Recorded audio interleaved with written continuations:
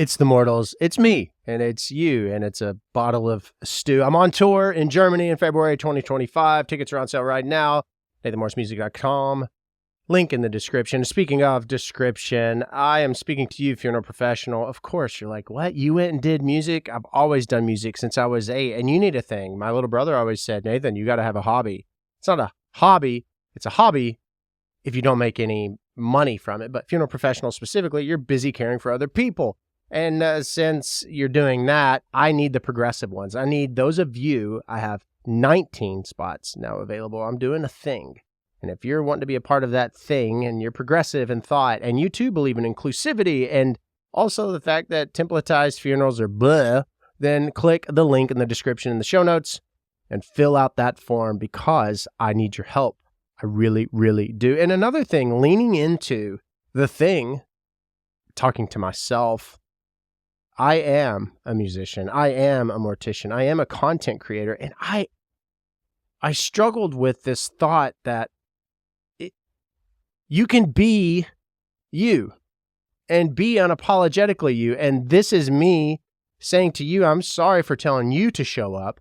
And I have been showing up, but maybe just versions of self. And so for that, I am sorry because how dare I? How dare I? And I'll talk more about that in just a minute. But funeral directors, I'm calling you. Help me because we're doing something really incredible and really special. And I want you on the ground level. Everyone else, there's your dangled carrot. A show which pulls back the curtain, takes on walls brick by brick, and exposes the hearts of those caring for those. This is Mortals. This is episode 256.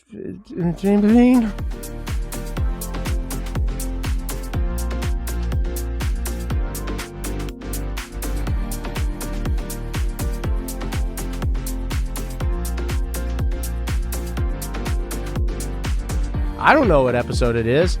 I can't keep up with anything. Be sure to join the Mortals as far as the exclusive group for exclusive access to exclusive content. Exclusive lives there. And you know what else lives there? Giveaways. And it's okay. Yeah, it was the holiday. And I, of course, had a holiday weekend. But we're back to the giveaways, Mortals and friends. 3 random facts today. You know what 3 random facts are going to be about? They're going to be about me. Yours truly. 3 random facts about Nathan. That's me. And random fact number 1. I was born on Good Friday. For those of you who are Christian and celebrate the Christian faith, Good Friday is a day in which you celebrate during the Easter season. It was 6:15 in the p.m. My mom went to work a particular day. I mean, if you really care, I'm just spatting this off because I always think it's really cool that I was born on Good Friday. Random fact number 2, and I've talked about this in a previous episode way back when. I'm going to get a little bit sentimental here. In 6th grade, I had a teacher. Her name was Miss Borries. Miss Borries was a terrible teacher because Miss Borries wanted the children that just sat prim, proper with their hands in their laps.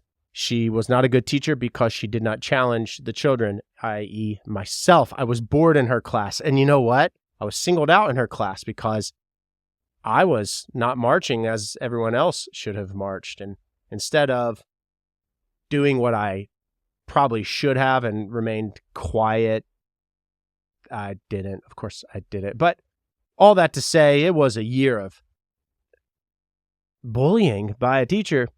And she was the worst teacher in the world. But there was this guy, unbeknownst to me, who'd written a letter anonymously, a student, a fellow classmate, because they were watching this teacher treat me poorly.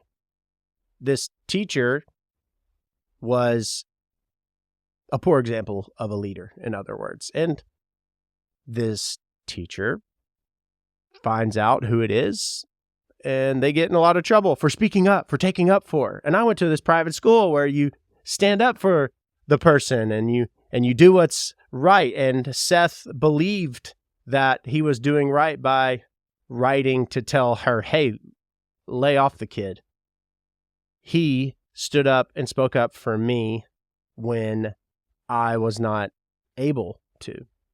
And Seth, may his memory be eternal, he passed away a few days ago, And when you hear this podcast, I will more than likely be paying my respects at his visitation or funeral. And there's so many other stories of Seth. He is a great, brilliant mind and a sweet guy. And I can still hear how he speaks softly. And I compare it to that of my late grandfather, just not a whisper sound, because when you say whisper, everyone thinks pss, pss, pss, pss, but it was just a soft, very pleasant sound. And love to his family and love to his sister and brother. And I'm grateful forever for Seth speaking up, standing up for what he believed in to be right and just, and selfishly standing up for me. And that's fact number 2. And let's say random fact numero tres is I kicked in high school football. I could have gone and kicked in college, like it's good. I was a place kicker, that is for extra points. And I was also kickoff. And Greg was the punter. Greg was a hell of a punter. And he also had a very strong boot. We would rotate between, extra points or field goals. He had a longer distance than I, but I was pretty good and I could have been great, but I so chose the road less traveled. And that's a less traveled road too. League minimum, by the way, $750,000 in the NFL. But those are your 3 facts. 2 of random. 1 of those are in Thanksgiving. But those are your facts for the day for yours truly. I wonder, when this stuff is all going to be, Googleable. If it is at all Googleable. Googleable? Googly? Julia Gulia. That's the wedding singer. This episode of The Mortals, of course, is brought to you each and every week by Descript. If you are considering starting a podcast, and specifically funeral professionals, I can't tell you how awesome it would be for you to start a podcast for the funeral home even that you work with, because they want to have positive experiences. And if you can bring positivity or education or your hearts, you should do it. And Descript can help. You don't have to have every awesome piece of equipment or even know how to edit. It's all in the show notes there. But speaking of funeral homes, let's talk about some oopsies. We don't ever talk about the oopsies, but if you go to a funeral home establishment, you have your forward-facing part of the funeral homes, and you go in the front doors, and then you have, of course, your public restrooms, and maybe there's a family lounge, obviously the chapel or visitation room where the deceased loved one is. But there's a certain area that the family and friends and people who come, they just kind of wander around. There's always people wandering every which way. Everywhere you turn, it's like, oh, excuse me. Why are you over there just so suspiciously close to the locked door? Because everyone wants to see what's behind door number 2, always. But these are going to be stories of embarrassment. The mishaps that happen at a funeral home, they happen. But I would always say, and I'm telling you specifically in your field, whatever it is, funeral professionals alike, it's not a mistake if you don't act like it is. Because the moment you're like, oh, I messed up, everyone's going to pay attention. And I have had numerous occasions where you're pushing the loved one in their casket down the aisle of the church, a big Catholic cathedral, for instance, and you're wondering why the person that's at the back, meaning pushing, and you're at the front and you're essentially pulling and or steering, grab the top 2 corners of the loved one's casket. You're not really doing much. They're struggling.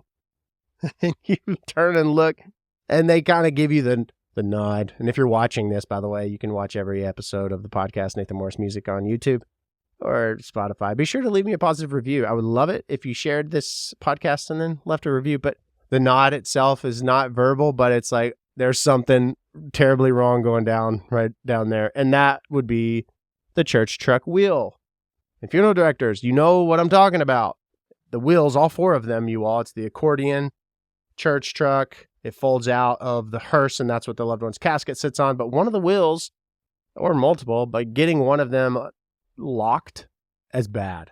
Like the wheel is locked, meaning it's sideways, for instance, and you're going forward. Well, you're leaving a big old tire streak down this beautifully polished marble floor, and you just gently kneel down and flip the switch to unlock the wheel. I say that because acting as if nothing happened after the nod to be like, hey, we got a problem down here. And I just kind of squat my knees, flip, and then I stand back up, and everyone's kind of looking like, was there a problem? Was that something? And you don't even look. You know how people trip over stuff? You're walking and you trip. Natural instinct is to look back behind you, like almost knocked this table over, to look behind you like, what did I trip over? When it was nothing. You tripped over your feet. You tripped over an imaginary pillow. An imaginary my pillow. That's what I didn't do during this time. But I'm sure there were times where I was not at all graceful. But we're not going to make fun. Yeah, we're going to poke fun for sure. This is a poking of fun of mishaps that happen at funerals. Here we go.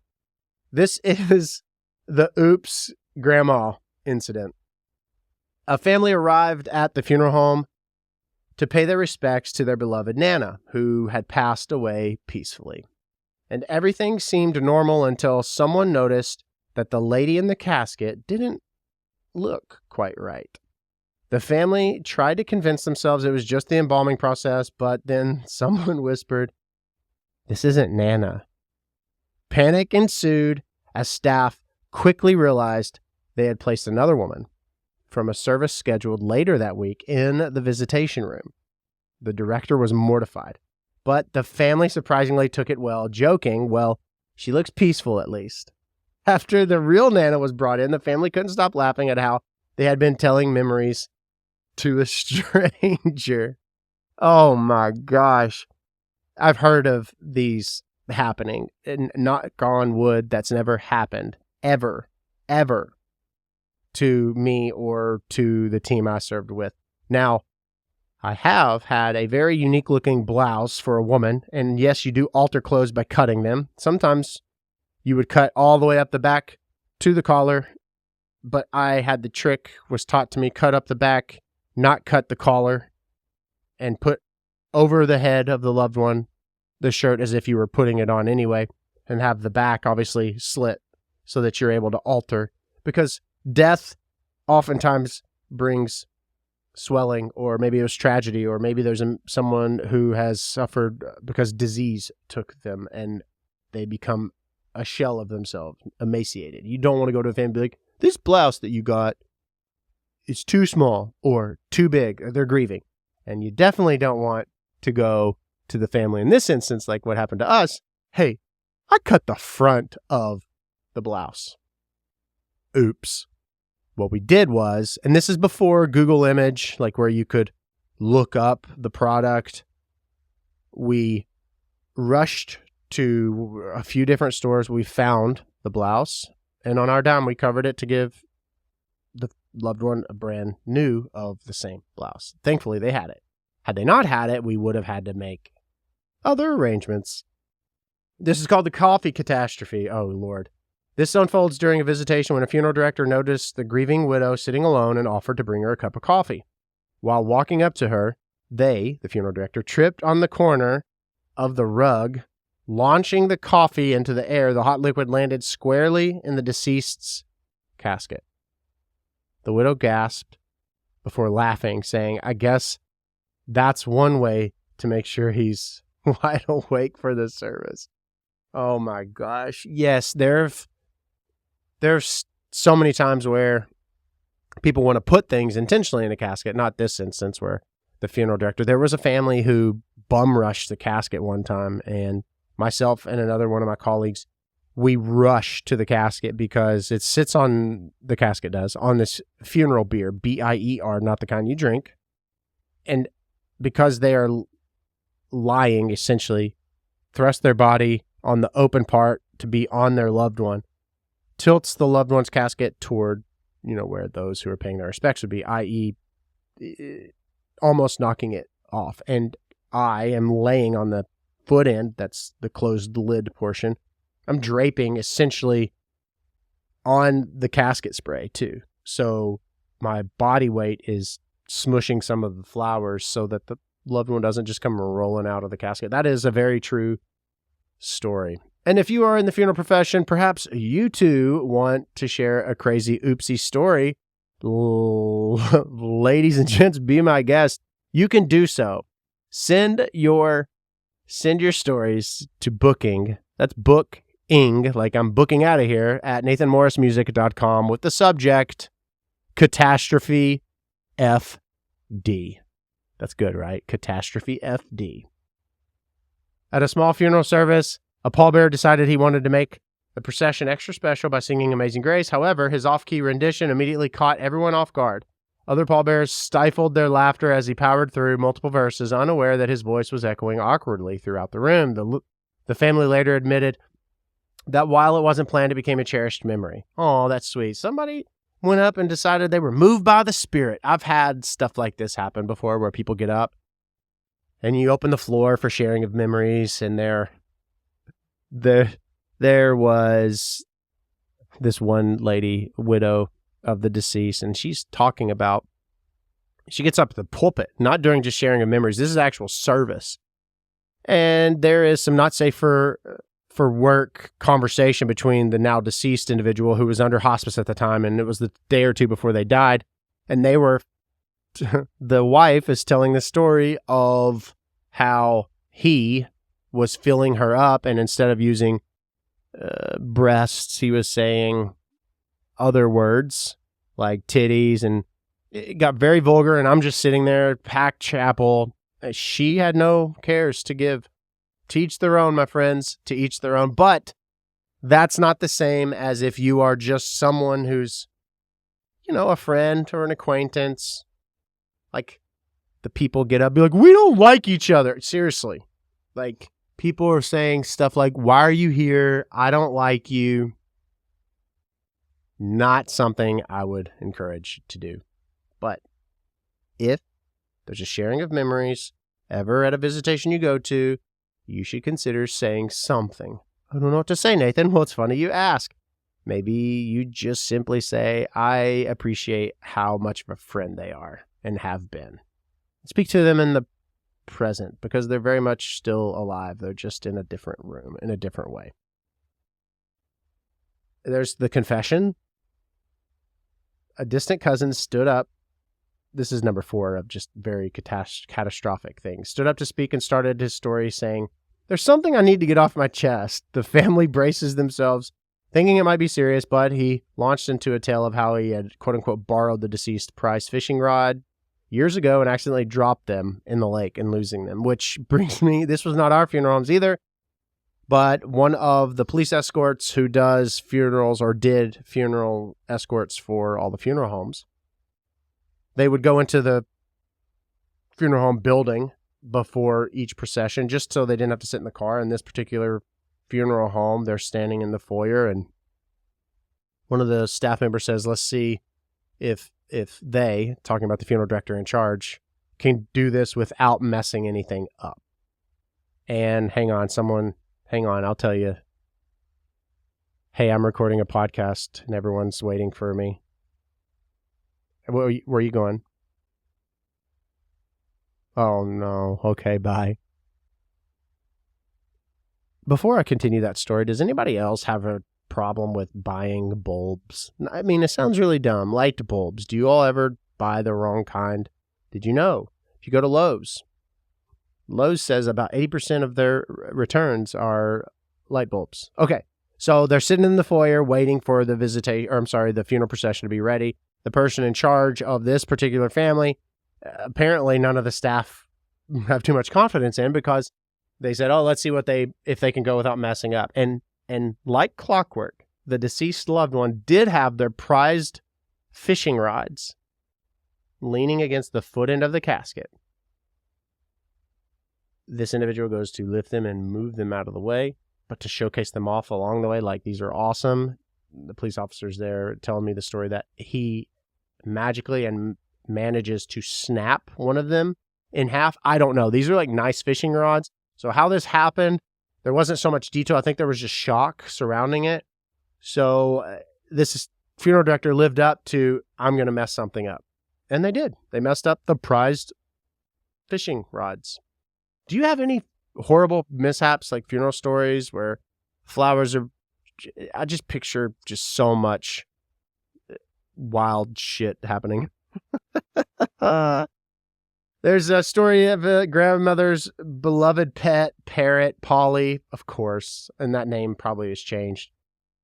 So the parrot says, "Let me out," repeatedly before flying around the room of the chapel, which is really funny to think about. But dogs, specifically, when they're brought in for visitation, it's really sad because they know what's going on. They'll lie on the front, like at the front of a casket. They'll prop their paws up if they're a bigger dog to look in.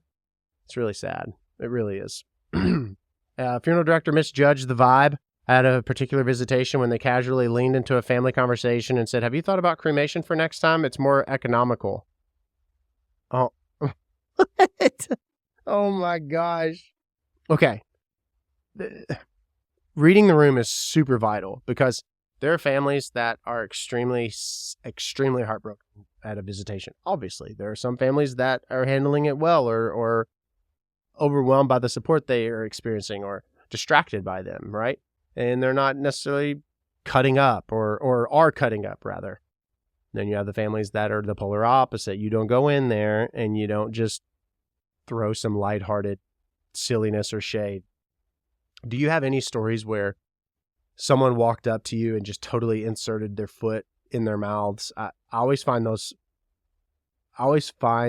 moments to be hilarious and at the cost of. I mean, I've done it. Absolutely. But I own it. I'm not one to be like, and I try to stick with it, you know?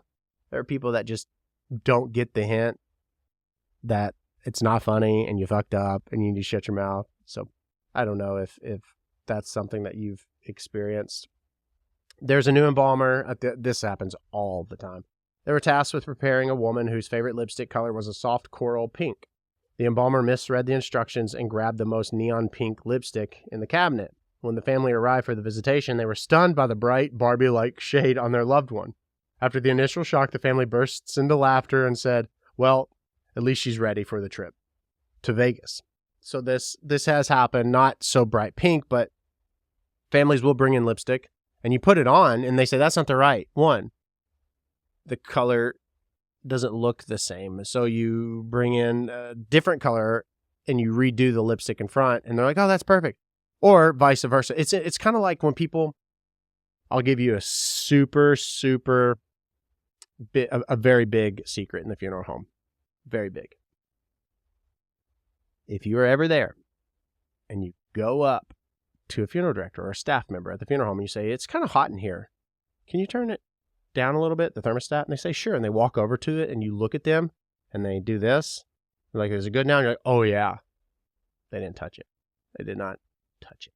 Not one time did they touch it. That's a very big secret.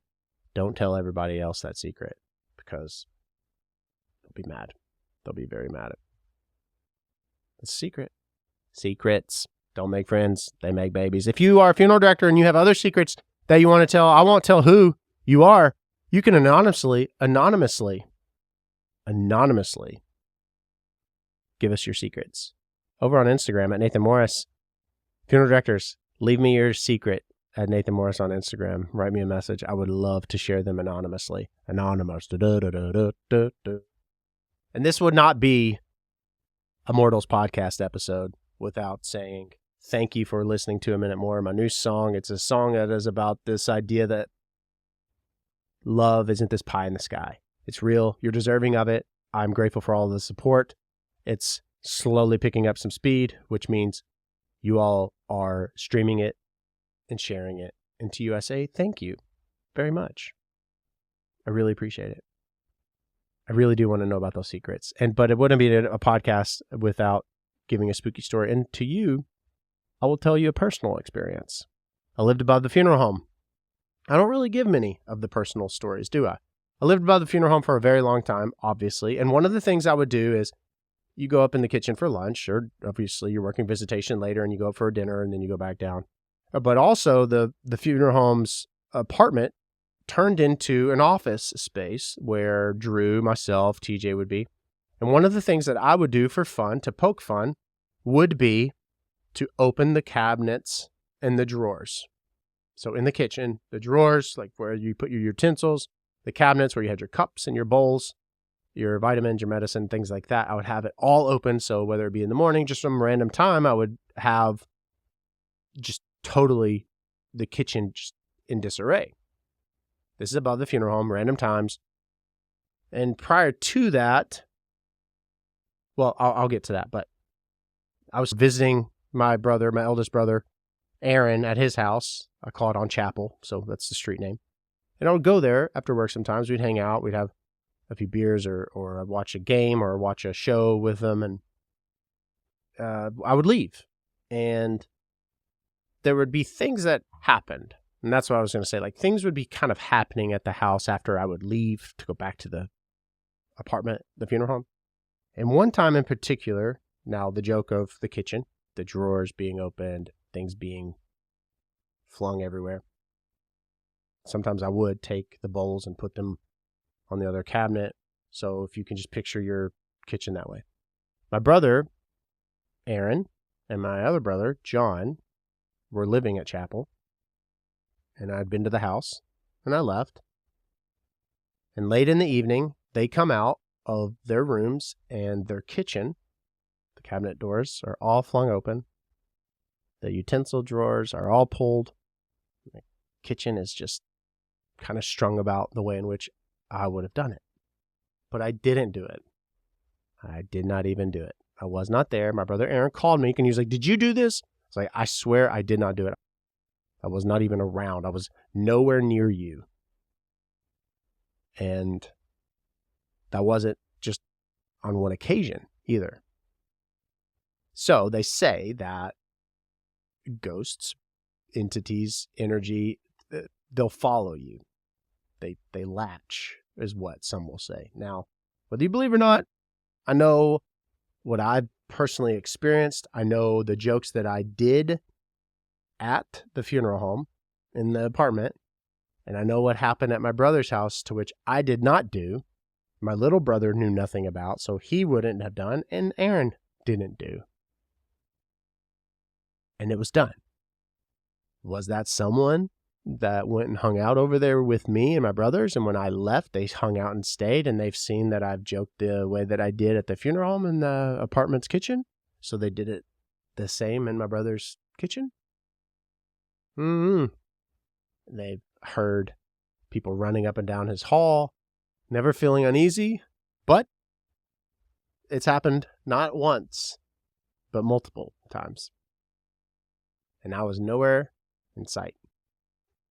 That's pretty interesting. A little spooky, huh? That's your spooky story. I would love to hear your spooky stories as well. You could shoot me an email at booking@nathanmorrismusic.com. Tell me your spooky story, and maybe I'll share it. I'm doing a new thing where I will actually be sharing messages that I receive. I started to do that a while ago, and finding my groove has not always been the easiest thing for me, and that's on me. That's not on anybody else. So I want to at least point that out. I mean, I'm not sitting here. I could do a better job at being more organized, and for that, I apologize. So I'm looking for this particular message because I want to read it, and I got this message, and I'm very proud, and I told them so. But this individual writes, and wherever you follow me on any social, if you feel that you want to share something that's on your heart and on your mind, you can message me. Nathan Morris Music on TikTok, Nathan Morris on Instagram, booking@nathanmorrismusic.com. And I will, of course, keep things anonymous unless otherwise permitted and or asked. But this individual writes, "Hi, friend. I hope this message finds you well. I just wanted to pop in and say thank you. Last year on this day, you made a video about a text I sent. I just wanted to let you know I passed the mortuary science program and rocked the national boards. I now have my license. Thank you for being such a strong influence in those who are wary about entering this field. Thank you for being a role model and positive influence. I know you've gone through some horrible things, and music has brought you back to wholeness. I love this for you. Keep rocking out the tunes. I'm loving every single minute of it. Happy Thanksgiving. And that is amazing. Don't think for a second I don't appreciate or acknowledge, or I can't tell you how grateful I am for the messages, the likes, the shares, the being invested in what it is I'm doing and putting out. And it means so much to me. And I am getting this unapologetic version of me to come out because of the support. And I want to say thank you. And that's what I'm doing with the funeral directors, people in the funeral profession that are progressive, that are tired of this old way of thinking, templatized, or we've always done it this way mentality. I'm really working to build something, and I want the progressive funeral directors that want to have positive change, inclusion, and a community. And if you, right this very second, click the link in the show notes that says funeral directors, and you want to be a part of it, fill out that form. That would be very, very awesome. I feel like, at what point do you feel that you're good enough to offer something? And I'm asking you, right? And you probably question yourself too. It doesn't matter how long you've been riding horses or working here or doing this. It's always like, oh, I'm not ready for that. When are you ever really ready? You're not.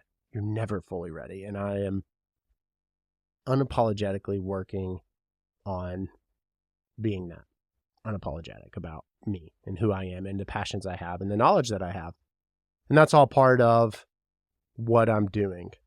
I am the musician. I am the mortician. I am the father. I am a young man just trying to figure the fuck out, this entrepreneur who really believes in meeting you where you are and showing up and providing content that I believe in. And that just so happens to be all over the place. And I'm on fire right now, and I don't want to lose it. And I don't, because you all keep showing up for me. So thank you very much. Be sure to leave a positive review. This is The Mortals. There's a lot that you just ingested. It is the holidays. And speaking of the holidays, I want to help 100 families. I hope that's something I'm able to do. I just, if you build it, they will come is the mentality I have. I don't know what it looks like, but if you want to contribute, posted a video on TikTok. nathanmorrismusic is my Venmo, or 100% of proceeds from every merch order that you make on the official store from now until through the holidays. I'll need to have a cutoff date, but this is obviously authentic, real time, figuring that part out. It's something that I felt compelled to do, and I will. But 100% of proceeds from, if you feel more comfortable ordering some merch, will go to this endeavor to help make sure 100 kids have a Christmas. You can do that, or Venmo, whatever you feel compelled to Venmo at nathanmorrismusic. I would appreciate it. This is The Mortals. You are you. You're love far more than you could ever know. And thanks for being here with me today.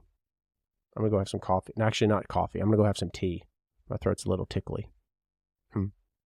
See you all later. Invisalign.